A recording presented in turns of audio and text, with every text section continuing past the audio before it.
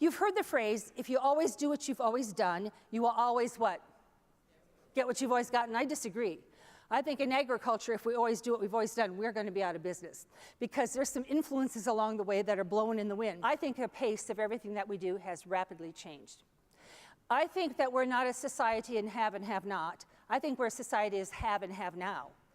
And the 4 food groups, do you remember what they used to be? Now they're fast food, frozen food, dine out, and carry out. People want what they want when they want it, and they want it right now. See, the pace of everything is changing out there. And what I know, the thing that's making that happening is technology. Second big influence, and that is the people have changed. There is a world out there that does not understand what we do. When I say we're a champion for agriculture, every one of us need to be a champion for agriculture. And this means on one-to-one interaction as well. Now, I meet a lot of people on airplanes, and most of the time, they're so tickled once they're seated next to a real Farmer Brown. You know, never met one of those. And then we have some fun once they know that I can inseminate a cow and castrate a bull. So, you know, we just have a lot of fun. But sooner or later, you ought to hear the questions I get asked. Things like, well, first it was a drought, and now you had a flood. I suppose you want the taxpayers to bail you out of this one, too.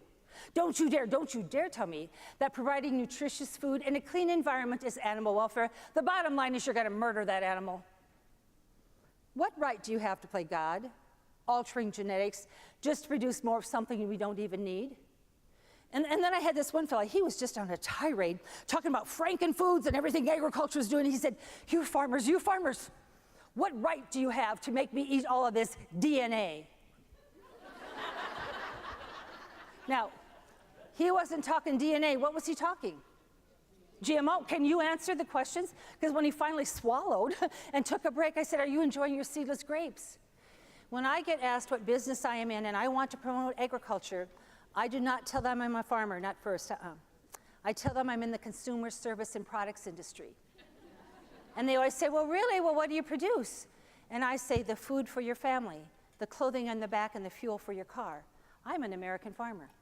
And then if I want to be just a little bit feisty, I always add, by the way, do you breathe oxygen? I make it.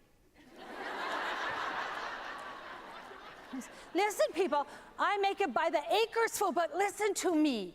The value of what we do is in the eye of the purchaser, not the producer. The value of what we do is in the eye of the consumer, not the creator. And until we can say what we do in terms of what people value, they could care less about agriculture. And some of us in this room are wishing changers. Oh, we're wishing for the good old days when life was easier, when a contract was a conversation, when people appreciated the food and the farmer, and we're living in those days. But here's the problem.